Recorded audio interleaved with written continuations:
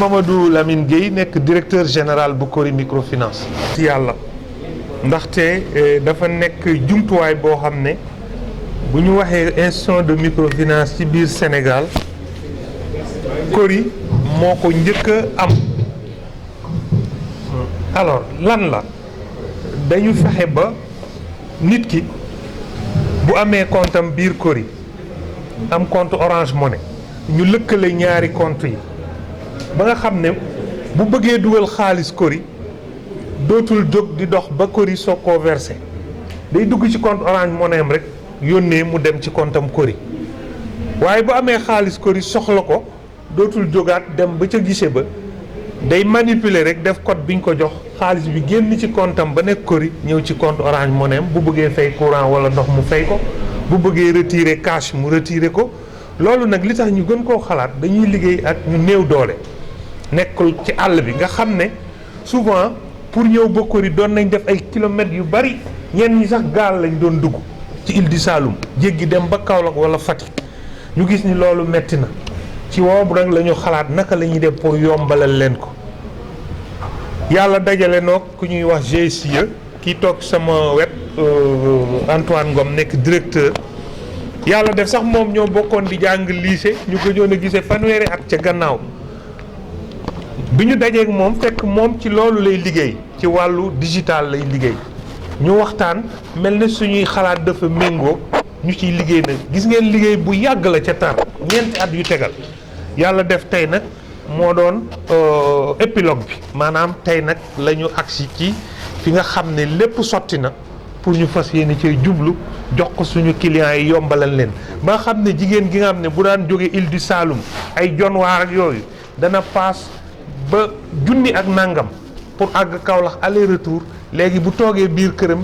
300 francs juróom benn fukki dërëm wala téeméeri dërëm lay jël li mu bëgg a verser mu verser ko bu dee lu mu bëgg a retirer aussi mu retirer ko dugal ci compte Orange Money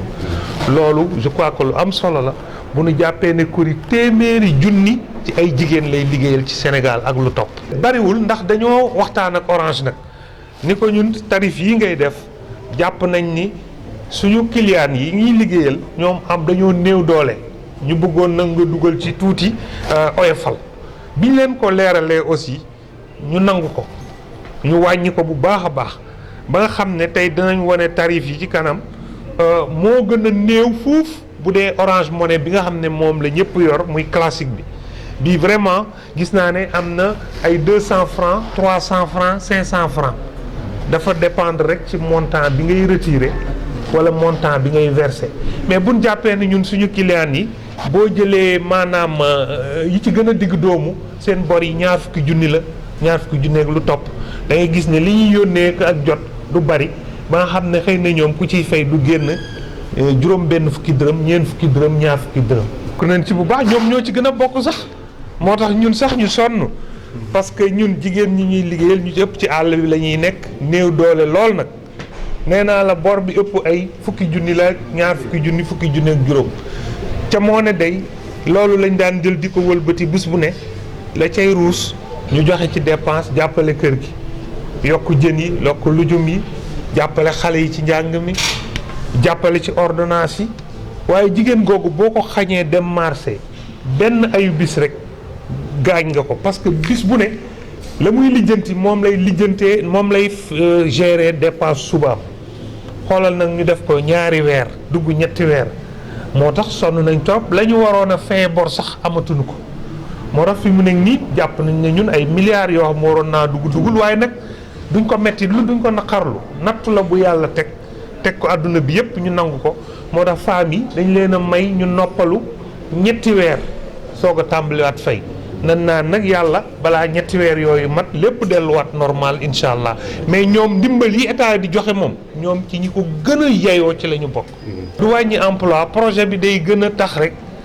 fa ñu bëgg a àgg te kilifa église bi santuñu ko ñu gën a gaaw ci àgg ba pour gën a leeral dañ nañu fu néew doole ne ci àdduna bi ci Sénégal nañ ko fekk bu dee jigéen rawatina la mu soxla ci ndimbal ci xaalis ngeen yóbbu ko fa. kon ñun ñi ngi ci téeméeri junni ak li Sénégal yor ci ay jigéen yu soxla kon àggagunu lii nag day tax agent de crédit bi doon taxawu juróomi téeméeri jigéen wala juróom benn téeméer mën na dem xëy na ba junniy jigéen ndax temps bi mu daan jël di jël versement ak a bind ak a defi carnet temps boobu yëpp day jóg léegi parce que ki nga xam ne waroon naa jël versement ngay bind ci ay carnet di remplir da koy yónnee directement ca compte ba temps boobu muy gagné nag daf koy utiliser pour gën a yaatal action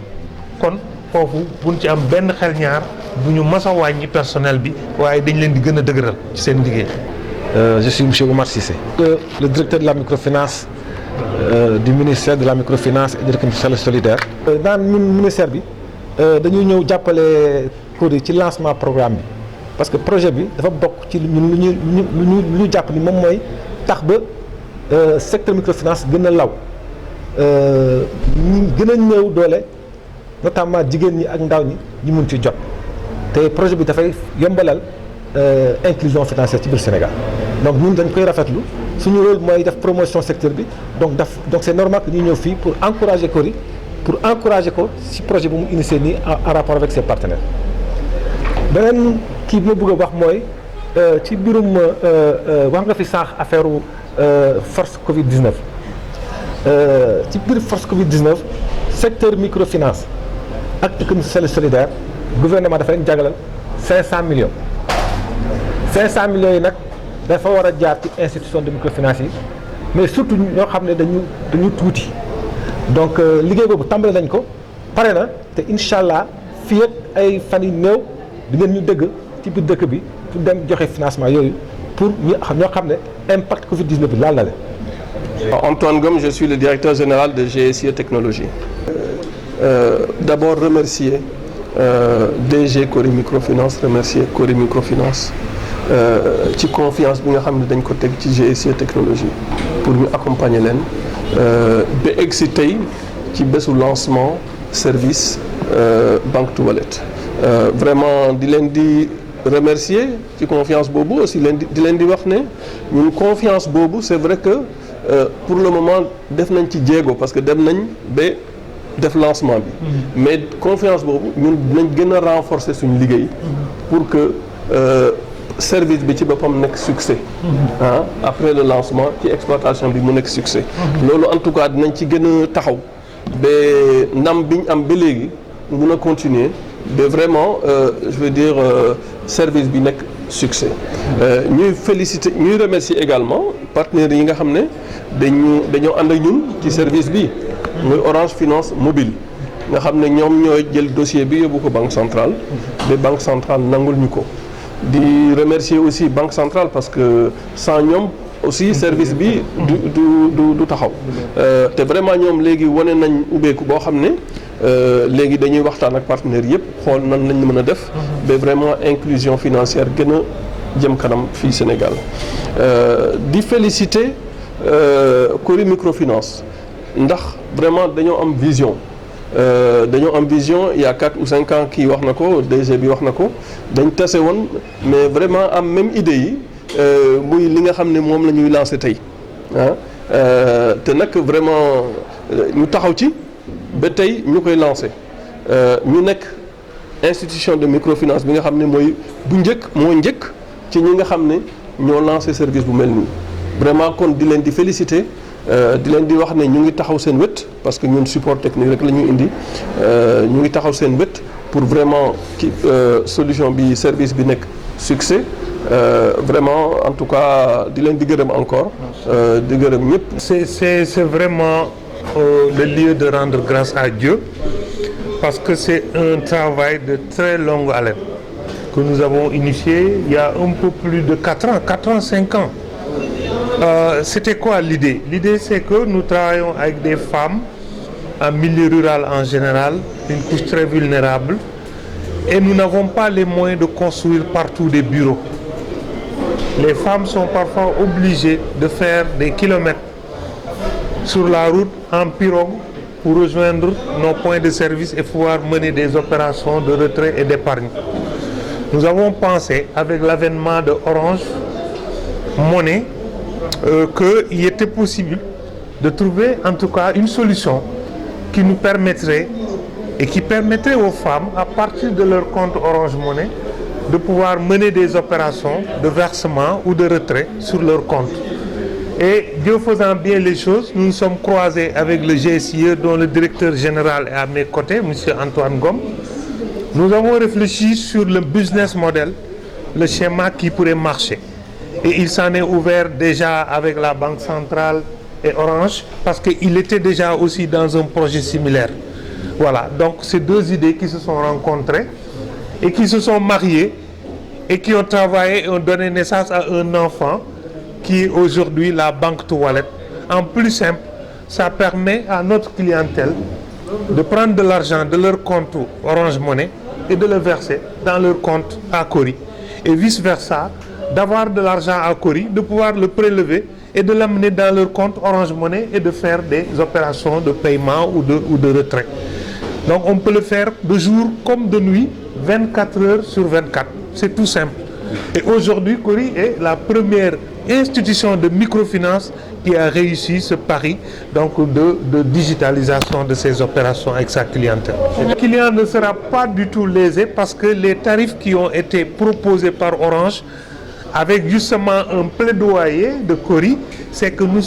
nous avons une clientèle qui est vraiment très vulnérable. Il ne faut pas qu'on leur charge des commissions assez élevées. Et Orange a accepté. Et si vous allez là-bas, les tarifs qu'on applique dans Orange classique, c'est différent. Ce sont des tarifs beaucoup plus bas que l'on envoie sur son compte ou que l'on retire de son compte de l'argent. Vous allez regarder, nous avons les tarifs qu'on peut partager avec vous. C'est des montants beaucoup plus faibles. Partant de 200 francs, la tire, si je ne me trompe, jusqu'à un maximum, je crois, de 1000 francs par tranche. Non, pas du tout. Parce que tout simplement, ça va nous permettre d'aller plus loin. Parce que le temps que l'agent de crédit allait passer pour prélever les montants, les mettre sur des registres, revenir au bureau, faire les versements, il va gagner un peu plus de temps. Donc un agent de crédit qui pouvait encadrer jusqu'à chez nous 600, 700 femmes, peut-être avec ce projet va en encadrer 1 millier. Donc ça va nous permettre d'aller en portée, c'est-à-dire d'augmenter notre portée, d'atteindre le maximum possible. Parce que l'objectif que nous a assigné l'Église, c'est de trouver toute femme, où elle se trouve dans ce pays, d'aller voir avec elle dans quel moyen on peut l'aider si elle n'a pas accès à des ressources financières. Donc plus on va aller dans la digitalisation, pour nous, ça ne signifiera pas de licencier ou de diminuer les personnes. Au contraire, c'est d'aller plus loin dans notre mission parce que ce qui reste à être servi, c'est énorme si on compare à ce qui est encore servi actuellement. Seulement, Orange Money, si je pose la question aujourd'hui, qui n'a pas Orange Money dans ce pays, vous allez chercher, en tout cas, ce sera difficile de trouver dans les localités. Parce que souvent, même si la femme n'a pas Orange Money, son enfant, sa nièce, son neveu, son mari dispose de Orange Money. Et il suffit qu'elle décide de nous dire, faites le lien entre tel compte de Orange Money avec mon compte banque. Elle nous signe justement un document pour nous autoriser à le faire. On fait le lien et elle peut facilement donc faire l'opération. Donc nous, notre limite,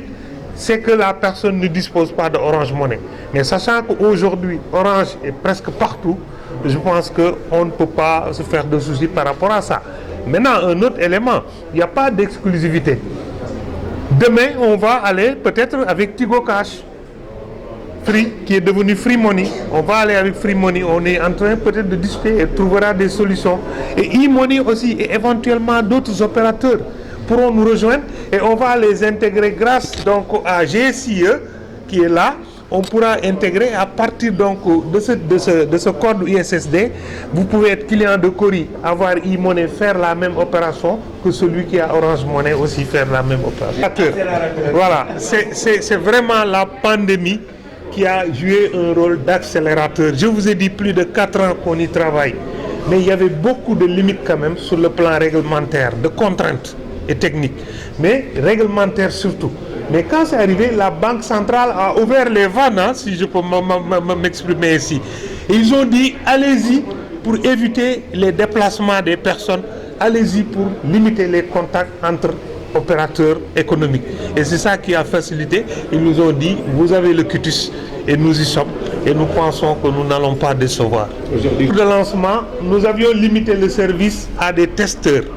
qui sont à Cori, qui sont à GCE, qui sont à Orange. Mais à partir de demain, c'est le grand public qui sera ouvert et tout client de Cori pourra passer pour se faire adhérer en remplissant un formulaire parce qu'on doit connaître donc la personne avec sa pièce d'identité et son numéro de compte à Cori et on fait le lien et il pourra tout de suite commencer à mener ses opérations. Donc c'est une liaison qui est instantanée.